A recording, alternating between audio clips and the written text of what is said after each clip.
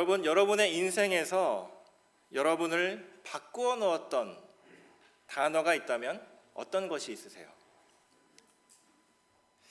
아마 우리가 살아온 배경과 환경과 지역과 이런 것들이 다 다르기 때문에 내 인생에서 무엇인가 내 삶을 바꾸게 만들었고 또 전향하게 만들었던 단어는 다 다를 것입니다. 우리 약 2000년 전에 초대교회 성도들을 바꾸어 놓았던 단어 하나를 선택한다면 여러분은 어떤 것을 선택하시겠습니까? 바로 그리스도인, 크리스찬이라는 단어인 것입니다. 이 단어는 사실 이 단어 자체의 의미보다는 이 단어가 내포하고 있는 단어가 강력하기 때문에 그들의 삶을 바꾸어 놓았던 것입니다. 이 단어는 정말 파괴력 있는 그런 단어였는데요. 나는 그리스도인입니다 라는 이 짧은 문장에서 그들에게 있어서는 가장 소중하고 그들의 삶 전체를 바꾸어 놓았던 그런 문장이었다라는 것이죠. 여러분도 잘 아시는 것처럼 이 초대교회가 세워지고 어느 정도의 시간이 지났을 때에는 이 그리스도인이라는 단어 자체가 존재하지 않았습니다. 그런데 그때는 이제 단순히 제자들이라든지 형제들이라든지 신자들이라든지 그 얘기를 따르는 자들이라는 단어가 있었는데요. 사도행전 11장 26절에 보시면 처음으로 시리아 안디옥에서 이 그리스도인이라는 단어가 생기기 시작합니다. 여러분, 이 단어가요, 처음에는 지금처럼 평범하게 불러졌던 단어가 아니라 굉장히 자존심 상하고 조롱의 의미를 담고 있었던 것입니다. 얼마나 그 의미가 자존심을 상하게 만들었냐면요, 누군가의 저 사람은 그리스도인이야 라고 하면 바로 비웃음의 대상이었습니다. 그런데 얼마 가지 않아서 이 비웃음의 대명사가 존경과 존칭의 대명사로 바뀌게 됐던 것이죠. 그래서 많은 사람들이 그리스도인이라는 단어를 쓸 때에는 예수님의 제자들과 같이 신실한 사람들, 예수님을 따르는 충성스러운 사람들이다 라는 의미로 쓰기 시작했던 것이에요. 이 단어의 의미가 바뀌었다고 해서 초대교회 성도들의 삶이 바뀌어진 것은 아니었습니다. 그들의 처한 상황은 하나도 변화된 게 없었습니다. 나는 그리스도인입니다 라는 이 문장을 사용할 때에는요, 굉장한 위험 부담을 안고 있었던 것입니다. 오늘 제가 주보 뒤쪽에다가 실어놨는데요, 우리 고대 역사가 유세비우스의 이 글을 제가 좀 실어놨습니다. 그의 교회사 책에 보면 많은 순교자에 대해서 기록해 놓은 것을 볼 수 있습니다.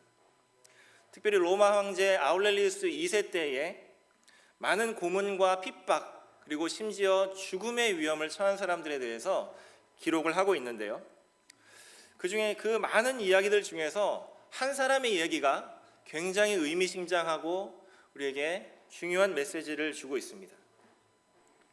그 사람의 이름은 상투스라는 사람인데요, 그는 남유럽 비엔나의 한 교회의 집사였습니다.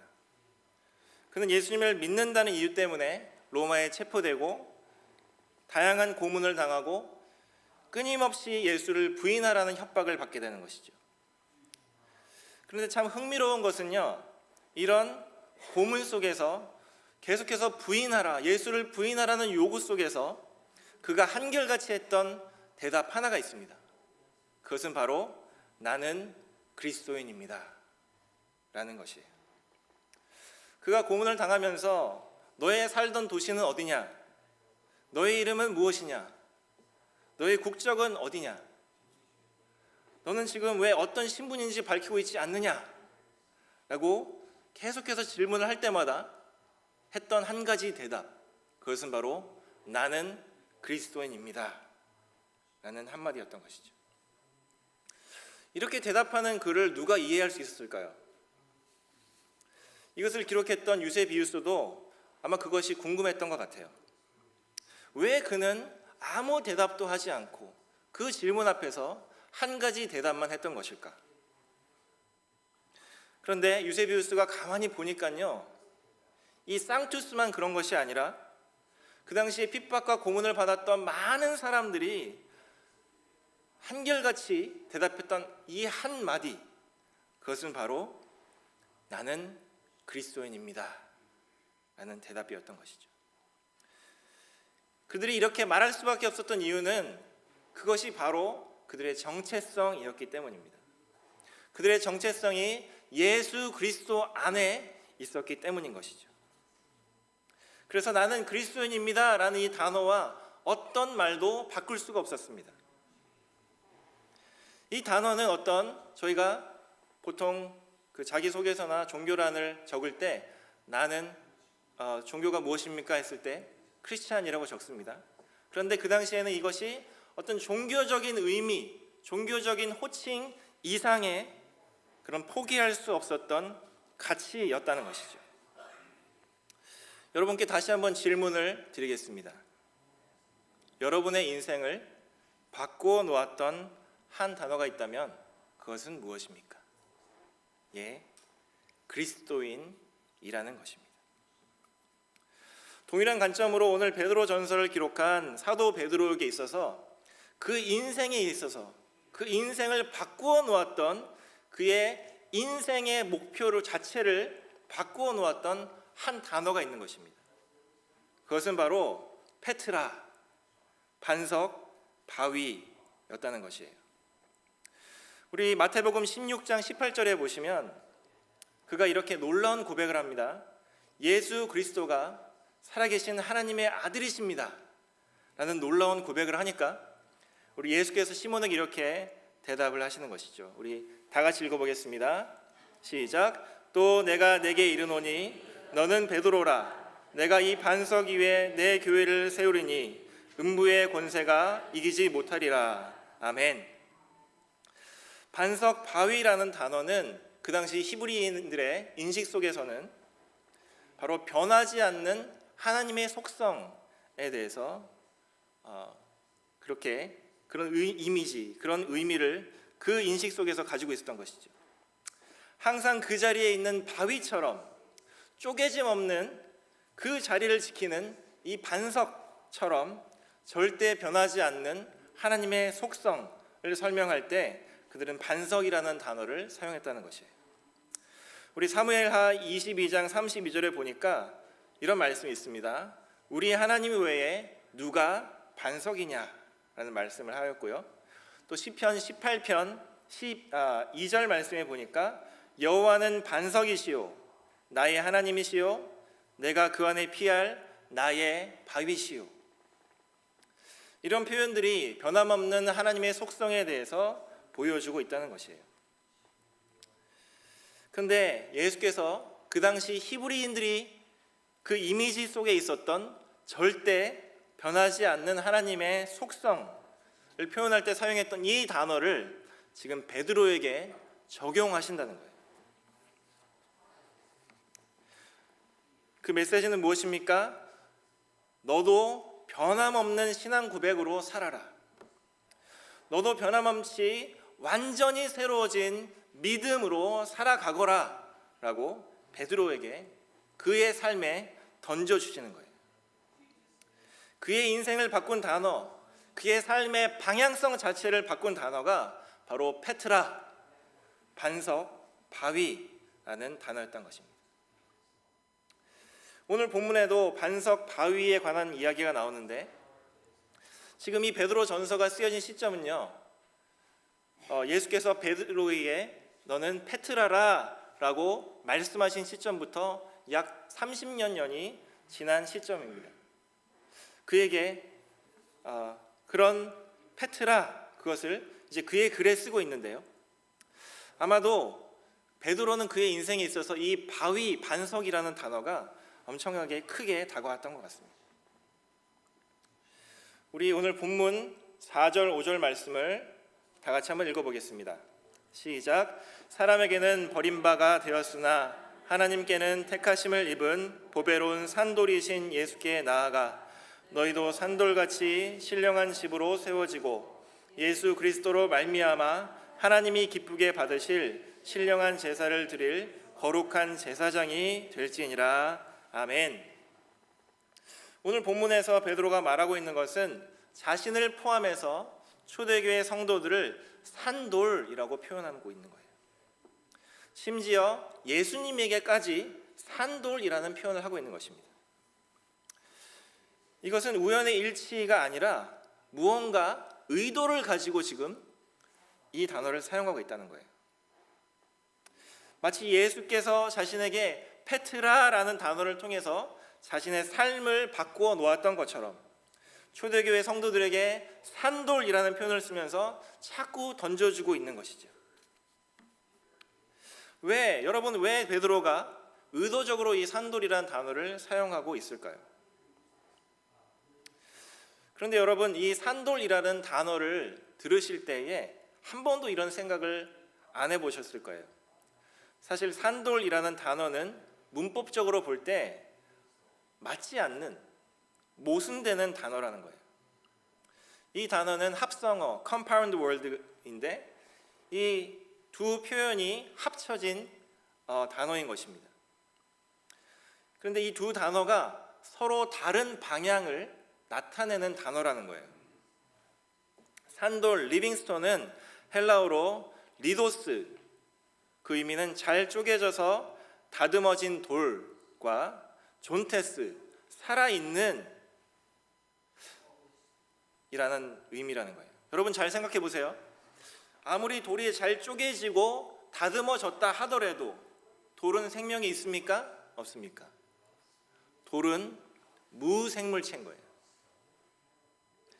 반면에 이 리도스, 잘 쪼개져서 다듬어진 돌이라는 뜻을 가진 이 리도스를 수식하는 존테스라는 단어는 살아있는, 생명이 있는 이라는 의미를 가진 형용사인 것입니다.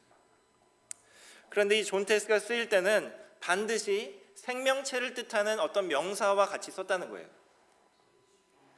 지금 이 문법적으로 서로 어울리는 단어가 아닌데 베드로가 지금 이 합성어를 쓰고 있는 것, 이것은 분명한 베드로의 의도가 있다는 것입니다. 베드로의 의도가 무엇일까? 저는 이 산돌, 리빙스턴이라는 단어를 생각하고 떠올릴 때마다 지금 싱가포르에서 살고 있는 저희 친형을 생각할 수밖에 없습니다. 이 산돌이라는 단어는 어쩌면 저희 형의 이름이 될 뻔했거든요. 박산돌이라는 이름이 될 뻔했습니다.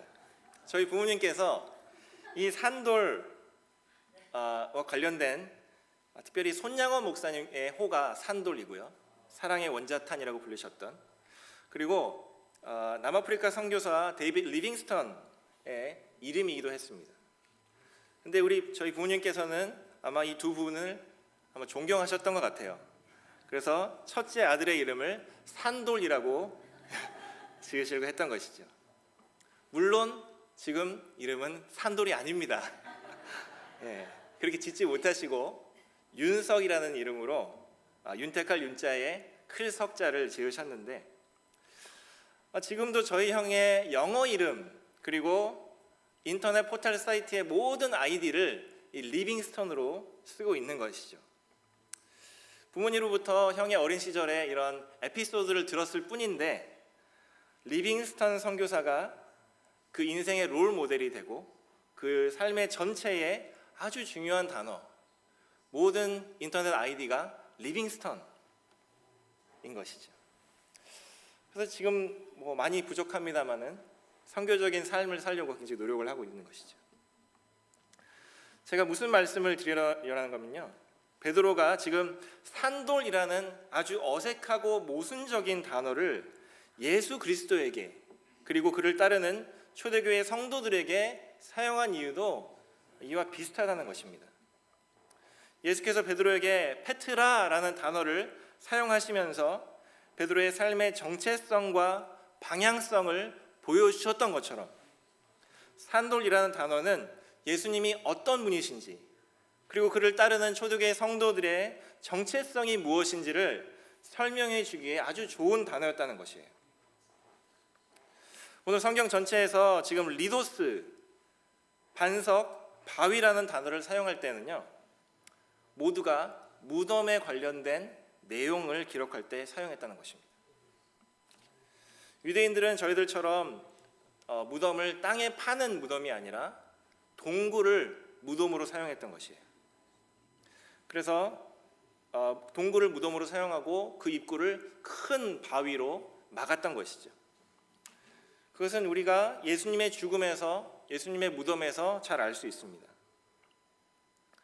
무덤 입구를 바위로 이렇게 막는 것은요, 무덤 안에 있는 자가 완전히 죽었다라는 것을 인증하는 것이에요.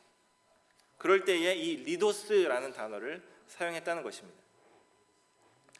예수님에게 이 단어를 쓸 때에는요, 예수께서 완전히 죽으셨다라는 것을 인증하는 거예요.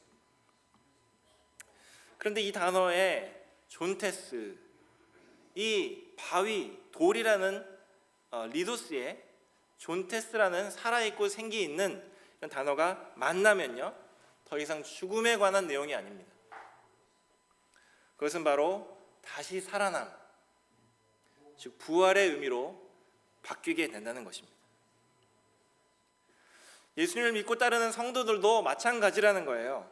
다시 살아나게 되고 새 생명을 얻어서 장차 부활의 확증을 받은 사람이 되었다라는 의미로 이 산돌이라는 단어가 사용되고 있는 것입니다.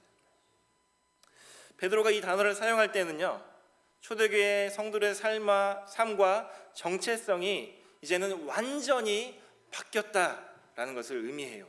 왜냐하면 베드로의 편지를 받고 있는 이 성도들의 상황은 굉장히 극심한 핍박을 받고 있는 상황이었거든요.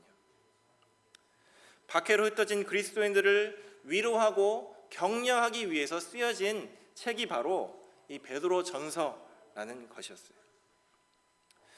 여러분, 지금 나에게 극심한 고난과 고통이 찾아오는데 어떻게 그냥 될 대로 되라 라는 식의 삶을 살 수 있겠습니까?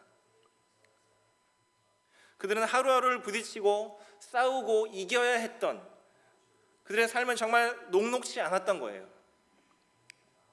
부딪히면 언제나 승리를 할 수 있을까요? 아니요. 실패하고 넘어지고, 심지어 어떤 사람들은 그들의 신앙을 저버리는 일까지 있었던 것입니다. 이런 이야기를 자꾸 듣고 경험하다가 보면 그들 안에는 산소망을 잃어버릴 것 같지 않겠어요?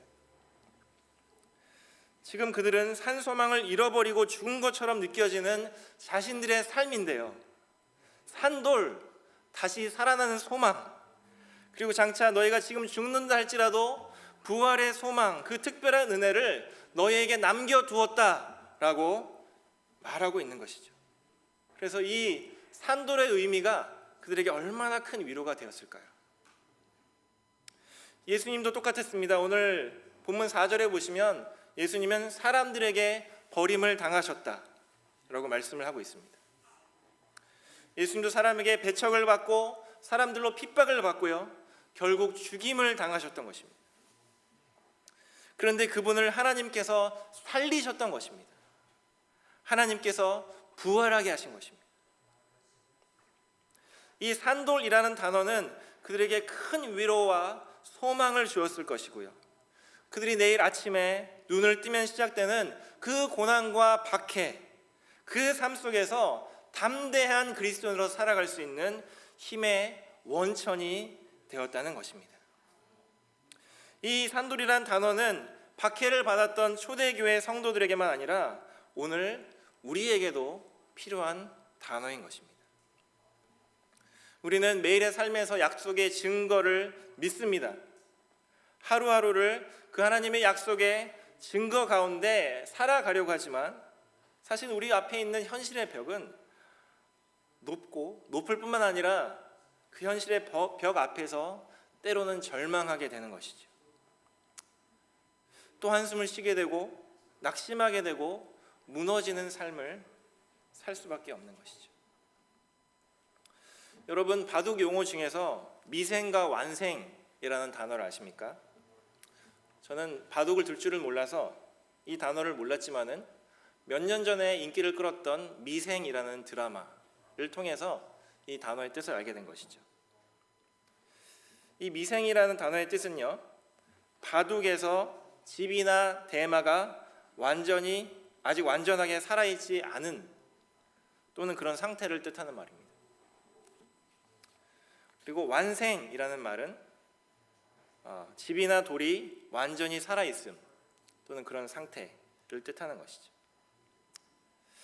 우리의 인생이 이 치열한 사회, 이 치열한 세상 속에 죽은 것처럼, 아직 살아있지 않은 것처럼 이 미생과 같은 삶을 사는 것이 아니겠습니까? 그런데 하나님께서는 우리를 향해서 너희는 산돌이야 라고 말씀하시는 거예요. 이 세상에서 이리 치이고 저리 치이고 실패와 좌절감을 느끼는 저희들에게 너는 그런 사람이 아니야, 너는 산돌이야 라고 오늘 말씀하고 계시는 것입니다. 이 산돌은 세상 사람들의 관점에서 보면 오늘 7절 하반절에 보시면요, 이런 말씀이 있습니다. 건축자들이 버린 쓸모없는 돌덩이에 지나지 않았다는 것입니다. 그리고 8절 상반절에 보시면 오히려 그들에게는 부딪히는 돌, 걸려 넘어지게 하는 위험한 바위에 불과했다라는 것이죠. 그럼 우리 믿음의 성도들에게는 이 산돌이 비록 눈앞에 놓여진 상황은 녹록치 않지만 아주 역설적인 삶인 것입니다. 역설적인 삶을 넘어서 역설적인 삶을 살아가게 만드는 궁극적인 힘과 능력이 된다는 사실입니다. 우리 안에서 하나님께서 이런 마음을 일으키기 원하세요. 이런 믿음으로 살아가기를 원하시는 거예요. 여러분, 제임스 패커라는 분을 아시는지 모르겠어요. 아무도 신앙 서적 읽기를 조금 하셨던 분들은 이분을 아실 텐데요. 저도 대학교 1학년 때 이분의 책을 처음 읽었던 것으로 기억이 납니다. 이분의 책 하나님을 아는 지식, 영어로는 Knowing God이라는 책이 있는데요, 아주 유명한 책입니다. 근데 이분이 벌써 91세가 되셨어요. 작년쯤인가요? 한 기독교 단체 인터뷰 기사를 읽다가 이런 기사를 보았습니다. 그 제목은 이래요. 89세의 제임스 패커, 비록 시력은 잃었지만 그는 여전히 그리스도를 본다. 지금 무슨 말이에요? 더 이상 볼 수 없게 되었다라는 거예요. 그런데 그분이 어떤 분이냐면요, 금세기 최고의 복음주의 신학자, 그리고 약 300여 권의 책을 저술하셨고요, 캐나다 밴쿠버의 리젠트 칼리지, 리젠트 신학교에서 70년대부터 가르치시다가 은퇴하신 교수님이십니다. 특별히 이분은 청교도 신앙의 기초에서 하나님이 어떤 분이신가를 잘 가르쳐 주셨던 분입니다. 그런데 더 이상 이분의 새로운 저술을 볼 수 없게 된 것이에요. 왜냐하면 2015년 성탄절 즈음에 그는 황반변성이라는 눈에 관련된 질병을 앓게 되시면서 이것이 악화되어서 더 이상 볼 수 없게 되신 것입니다. 이 소식을 접한 많은 기독교 언론사들이 인터뷰를 했습니다. 그 중에 복음연합, 가스펠 코홀리션이라는 이 사이트의 편집장, 또 저술가인 저스틴 테일러라는 분이 이렇게 물었다고 해요. 교수님, 시력을 잃는 것이 두렵지 않으세요? 그러자 패커 교수가 뭐라고 대답했냐면요, 하나님은 자신이 하신 일을 다 알고 계십니다. 저의 실명은 하늘 본부로부터 내려온 분명한 지시입니다. 실명을 하나님의 사인으로 받아들이겠습니다. 인터뷰를 하는 분이 다시 이렇게 묻게 됩니다. 아니 교수님, 어떻게 그런 믿음을 가지시게 됐어요? 패커 교수가 이렇게 말하게 돼요. 저는 매일 30분씩 천국에 대해 묵상합니다. 매일 30분씩 내가 가게 될 그 천국에 대해서 자꾸 묵상한다는 거예요. 그리고 그가 이렇게 덧붙입니다. 우리 다 같이 한번 조금 길긴 한데요. 우리 다 같이 한번 읽어보겠습니다. 시작. 이 세상에 머무는 동안 우리는 하나님께서 주신 일을 하고 하나님의 자녀로서 주어진 일과 씨름하며 우리의 정체성을 확인합니다. 이 과정에서 그분과의 관계가 더 가까워집니다. 주님과의 관계를 더 확실하게 깨닫는 뜻이지요. 이렇게 되면 우리가 영혼 속에 있다는 사실을 직면하며 언제나 주님의 손안에 거하는 자녀로서 앞으로 어떤 결과가 드러나게 될지 고대하며 기다립니다. 과거 매일 30분씩 하루도 거르지 않고 천국에 대해 묵상한 성도가 있었습니다. 그분은 바로 리처드 백스터입니다. 그분은 17세기 청교도인데 당시에 의학으로는 고칠 수 없는 여러 가지 질병에 걸려 늘 고통을 받으며 살았습니다.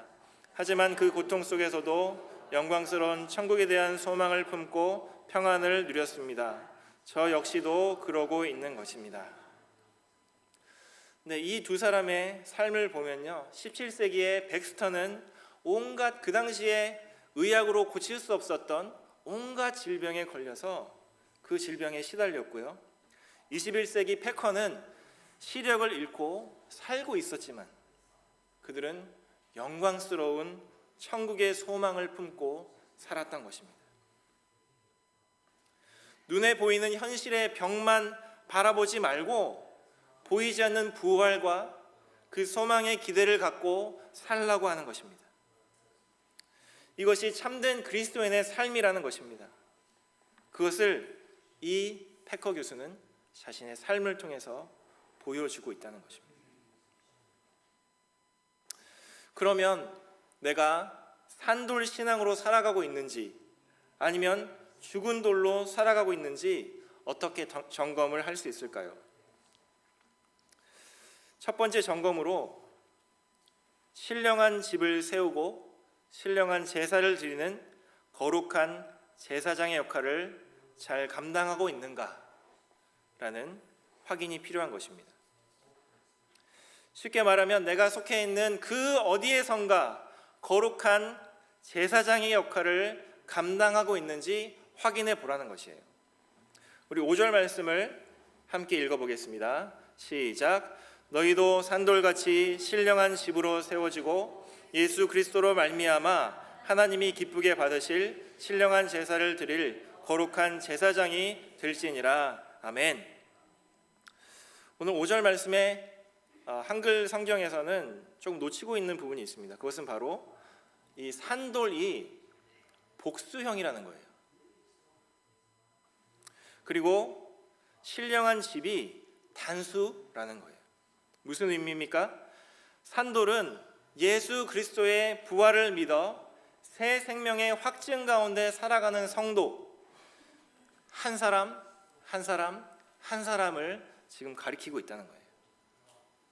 그래서 지금 여기 계신 모든 분들 한 분 한 분이 다 산돌이신 것입니다.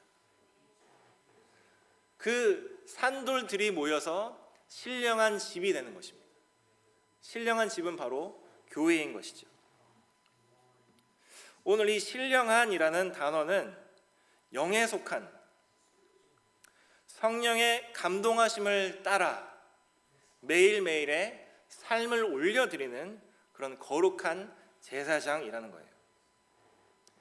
내 삶도 올려드리고 내 입의 말도 올려드리고 내 마음도 올려드리는 것이 바로 신령한 제사, 이 거룩한 제사장이 하는 것이라는 거예요. 같은 표현을 바울이 로마서 12장 1절에서 이렇게 권면합니다. 너희 몸을 하나님이 기뻐하시는 거룩한 산 제물로 드리라. 이는 너희가 드릴 영적 예배니라. 아멘. 지금 바울이 말하는 것은요, 피 흘려 드리는 희생 제사가 아니라 지금 살아있는 거룩한 예배로 드리는 이것을 거룩한 제사라고 말하고 있는 거예요. 그리고 히브리서 13장 1절과 15절 16절에 보시면 이런 말씀이 있습니다. 우리 다 같이 읽어보겠습니다. 시작. 형제 사랑하기를 계속하고 그러므로 우리는 예수로 말미암아 항상 찬송의 제사를 하나님께 드리자. 이는 그 이름을 증언하는 입술의 열매니라. 오직 선을 행함과 서로 나누어 주기를 잊지 말라. 하나님은 이 같은 제사를 기뻐하시느니라. 아멘. 너희가 지금 너희 몸을 드리는 영적 예배를 드리고 더 적극적인 의미로 항상 입술을 드리는 찬송의 제사를 드리며 뜨거운 사랑으로 서로 나누어주는 선행과 구제의 삶을 살고 있는지 지금 점검해 보라는 것입니다. 두 번째 점검으로요, 우리 아름다운 덕을 선포하는 사명을 잘 감당하고 있는지 점검해 보라는 것입니다. 우리 9절 말씀을 아주 중요한 말씀인데요, 저희가 아주 잘 알고 있는 또는 암송하고 있는 이 말씀인데요, 우리 9절 말씀을 다 같이 읽어보겠습니다. 시작. 그러나 너희는 택하신 족속이요 왕같은 제사장들이요 거룩한 나라요 그의 소유가 된 백성이니 이는 너희를 어두운 데서 불러내어 그의 귀한 빛에 들어가게 하신 이의 아름다운 덕을 선포하게 하려 하심이라. 아멘. 본문은 우리 그리스도인들의 네 가지 신분적 특권에 대해서 말하고 있습니다. 그 네 가지가 무엇입니까? 택하신 족속, 왕같은 제사장들, 거룩한 나라, 그의 소유된 백성. 그런데 이런 신분의 특권을 주신 이유가 무엇일까요? 바로 아름다운 덕을 선포하라 라고 하시는 거예요. 여기서 덕이란 무슨 뜻입니까? 그것은 덕은 탁월함, excellency, 탁월함, 그리고 복음에 대해서 말씀을 하고 있는 것이죠. 오늘 우리가 산돌신앙이라는 제목으로 지금 말씀을 나누고 있는데요, 이 산돌신앙으로 살아가기 위해서는 이 아름다운 덕, 하나님 나라의 은혜의 복음을 선포하는 삶을 사는지 우리에게 한번 점검해 보라고 하는 것입니다. 이제 말씀을 마치겠습니다. 거룩한 산돌의 삶은 삶의 변화를 경험한 사람입니다. 주위 사람들로부터 이런 말을 듣는 것이죠. 너의 습관이 변했고 너의 성품이 변했고 너의 삶 전체가 완전히 변했구나 라는 소리를 듣는 것입니다. 그것이 바로 오늘 산돌신앙, 산돌신앙인의 모습이라는 것입니다. 그러면 어떻게 이 산돌신앙의 삶의 모습으로 다른 이들에게 평가를 받을 수 있을까요? 첫 번째로 매일의 삶에서 거룩한 제사장의 사명에 충성하는 것입니다. 두 번째로 삶에서 복음의 영향력을 드러낼 수 있도록 매일같이 내 삶을 드리는 삶인 것입니다. 내 삶 전체를 드리는 삶인 것입니다. 아까 제가 잠깐 제임스 패커와의 인터뷰를 잠깐 언급을 했는데요, 그 인터뷰의 가장 마지막 질문, 오늘날 교회에게 주시는 마지막 말은 무엇입니까? 라는 인터뷰어가 질문을 했을 때 그는 네 가지 단어로 말합니다. 그 네 가지 단어는 Glorify Christ every way. Glorify Christ every way. 모든 삶의 영역에서, 모든 방면에서 그리스도를 영화롭게 하라라는 말로 이 인터뷰를 마치고 있는데요, 이 말과 같이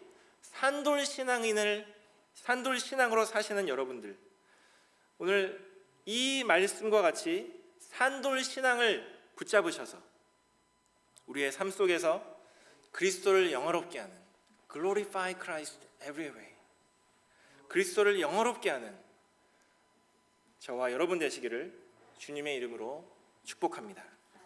아멘. 잠시 기도하겠습니다. 살아계신 하나님 아버지, 감사합니다. 오늘 산돌 신앙인으로서 저희가 이 땅에 어떻게 살아야 되는가 하나님께서 말씀하여 주시니 감사합니다. 하나님, 저희가 거룩한 제사장으로 살기를 원합니다. 또 이 땅에서 우리의 삶을 드리는 복음의 영향력을 드러내는 그런 삶을 살길 원합니다. 하나님, 오늘도 저희들의 정체성을 다시 확인하게 하여 주시고 또 이 정체성으로 다시 이 땅에 나아가 살 수 있도록 인도하여 주시니 감사합니다.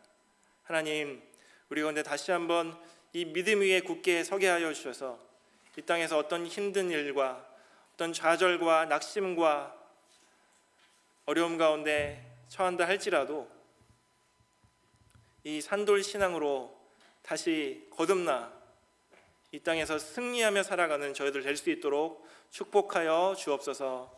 모든 것 감사드리옵고 예수님 이름으로 기도하옵나이다. 아멘.